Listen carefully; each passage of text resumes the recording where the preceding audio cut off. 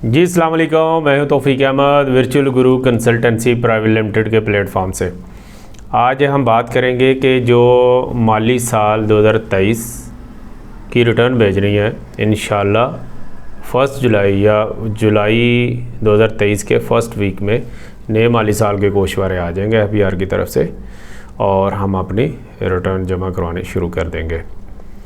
अब उस रिटर्न जमा करवाने के लिए मेन चीज़ होती है कि इसकी क्या क्या इन्फॉर्मेशन चाहिए, क्या क्या डॉक्यूमेंट चाहिए। तो इसके लिए बहुत ज़रा बहाम होता है। मुख्तलिफ़ कंसल्टेंट मुख्तलिफ़ फर्म्स ने मुख्तलिफ़ इन्फॉर्मेशन बनाई होती हैं, एक लिस्ट बनाई होती है कि हमें ये चीज़ आप भेजें।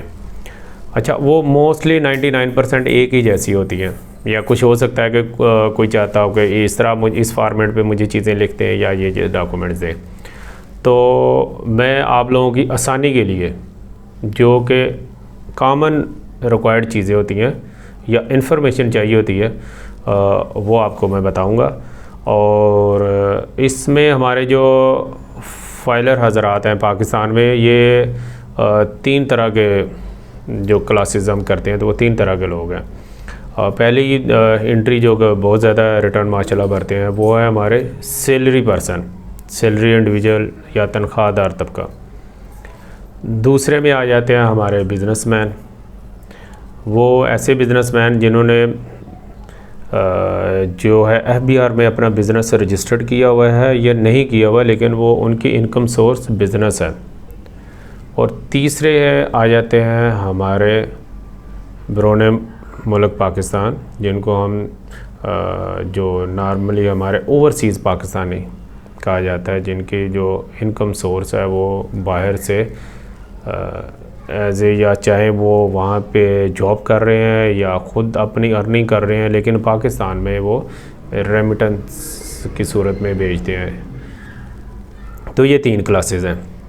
तीनों में जो सबसे पहले हमारे सैलरी पर्सन हैं, उनकी जो मोस्ट जो पहली इम्पोर्टेंट चीज़ होती है वो होती है उनकी सैलरी स्लिप या सैलरी सर्टिफिकेट।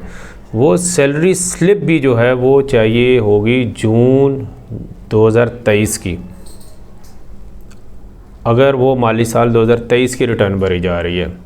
तो अगर वो किसी वजह से 2022 की रिटर्न नहीं जमा कराई तो वो भी साथ उसने जमा करानी है एक्टिव फाइलर लिस्ट में आने के लिए। तो उसके लिए फिर उसको जून 2022 की सैलरी रिटर्न भी चाहिए होगी। ये जून की जो सैलरी स्लिप मैं इस वजह से कह रहा हूँ कि ये साल की आखिरी पे स्लिप होती है और ये पूरे साल का आईना होती है, इस वजह से कि उसमें आपका टोटल टैक्स भी लिखा होता है। और टोटल टैक्स से हम बहुत सारी चीज़ें कर लेते हैं कि ज़ाहिर है पूरे साल में टोटल टैक्स कितना गया है, तो उस टैक्स के पे कितनी आपकी जो टैक्सेबल इनकम थी वो एम्प्लॉयर ने जो भी इसकी कैलकुलेशन की है। आपका GP फंड है वो भी टोटल आ रहा होता है, और भी कुछ इन्फॉर्मेशन है जो कि लास्ट पे स्लिप में मिल जाती है। और अगर इस पे स्लिप से आप अपने एम्प्लॉयर से टैक्स डिडक्शन सर्टिफिकेट भी ले लें तो वो भी बेहतर है, लेकिन पे स्लिप काफ़ी सारी उसकी रिक्वायरमेंट पूरी कर देती है लास्ट पे स्लिप, जो कि मैंने जून 2023 की कहा है। अगर 22 की बात है तो 22 की कहा गया। इसके बाद सैलरी पर्सन के लिए जो होता है कि बैंक स्टेटमेंट बहुत सारे लोग रिकमेंड करते हैं होनी चाहिए, लेकिन हम जो ऐसे सैलरी पर्सन है कि जो की सैलरी आती है और वो यूज़ कर लेते हैं, तो हम उनको नहीं कहते कि आप सैलरी जो बैंक स्टेटमेंट लें। उन्हें हम यही रिक्वेस्ट करते हैं कि 30 जून का क्लोजिंग बैलेंस दे लें। डेफिनेटली अगर वो बैलेंस रखते नहीं है तो सैलरी होगी जो थोड़ी बहुत बची होगी, ठीक है। तो जिनका बैलेंस होता है उनकी बैंक स्टेटमेंट चाहिए होती है, इस वजह से कि वो जो अगर उनका सेविंग अकाउंट है तो उस पर बैंक डेफिनेटली पूरे साल में उनको प्रॉफिट भी चार्ज कर रहा होता है, और उस प्रॉफिट पे वो टैक्स भी कटिंग होती है। तो हमें ये 2 इन्फॉर्मेशन मिल जाती हैं। सेम सैलरी की तरह की जो आती है कैटेगरी वो है पेंशनर हज़रात। तो पेंशनर का सर्टिफिकेट भी नहीं मिलता, ना उनको इस तरह की सैलरी स्लिप मिलती है, तो उनकी वो बैंक स्टेटमेंट से ही पूरा डेटा मिल जाता है कि 12 जो उनको पेंशन आई है वो उनसे कैलकुलेट हो जाती हैं। और अपने वो जो है कि एस्टिमेटेड वो एक्सपेंडिचर बता दिया करें कि बिजली के बिल कितने आए हैं या बच्चों की फ़ीस की मद में कितने आए हैं, तो ये वो वाया फ़ोन भी बता सकते हैं अपने कंसल्टेंट को, या हमें या रिटर्न में भी लिख के दे सकते हैं।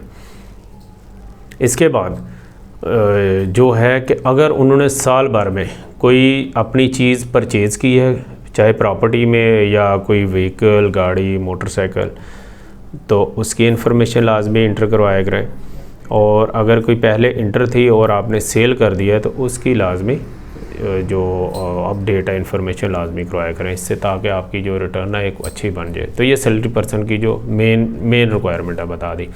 अब आ जाते हैं बिज़नेस मैन के लिए, तो उनके लिए बैंक स्टेट कंपलसरी है, क्योंकि बैंक स्टेटमेंट से ही उनका जो बिज़नेस का बैंक के साथ टर्नओवर है वो कैलकुलेट होगा, और जो भी टैक्सेशन है वो बैंक स्टेटमेंट से देखी जाएगी।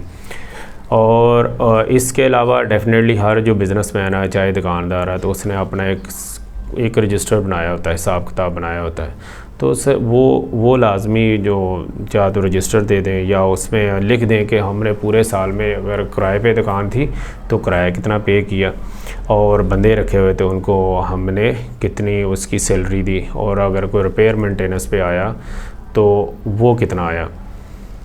और बहुत ज़रूरी है कि अभी मैक्सिमम जो हमारे बिजनेसेस हैं उनके पे कमर्शियल मीटर लगे हुए हैं, तो कमर्शियल मीटर पे टैक्स भी आ रहा होता है, तो वो भी जो लास्ट बिल है जून का जो जुलाई को आता है तो वो बिल दे दिया करें, या 2 कम से कम बिल दे दें, क्योंकि एक बिल के ऊपर 10-12 जो बिल हैं वो होते हैं, तो उनके जो टोटल बिजली के बिल मिल जाएंगे। ये एक इम्पोर्टेंट एंट्री होती है बिज़नेस की।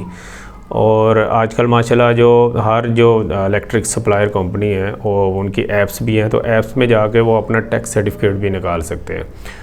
Tax with holding tax certificate से ये है कि वो उनका ये एडवांस में इकट्ठा होता है, तो उनके जो अगर उनका पेएबल टैक्स है तो उसमें वो उनको रिलीफ मिलेगा, तो वो सर्टिफिकेट भी कंसल्टेंट की सहूलत के लिए उनको दे दिया करें।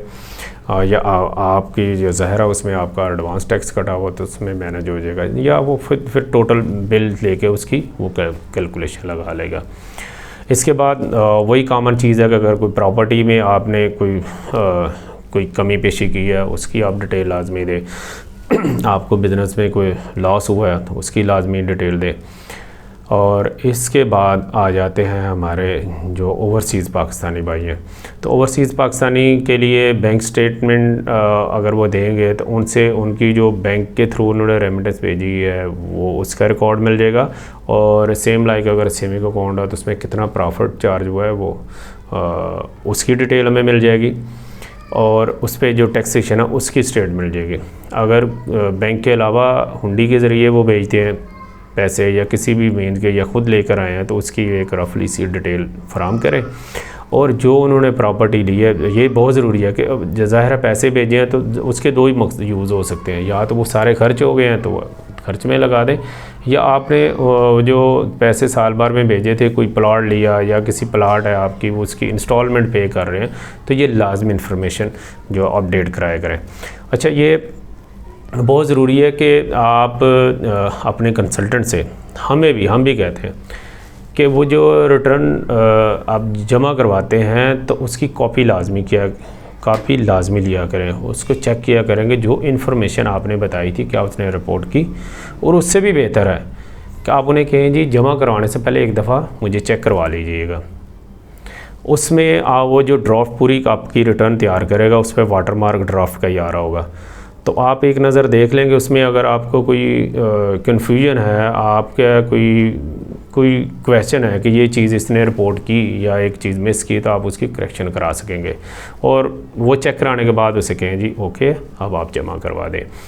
तो ये व्लॉग मेरा मकसद था कि आप रिटर्न जो जमा करवाते हैं उसकी अच्छी से अच्छी इन्फॉर्मेशन रिपोर्ट करें, उसमें कोई कमी ना छोड़ें, ताकि आने वाले वक्त में आपको किसी ऑर्डर का सामना भी ना हो और आपका भी टाइम बचे, आपके कंसल्टेंट का भी टाइम बचे।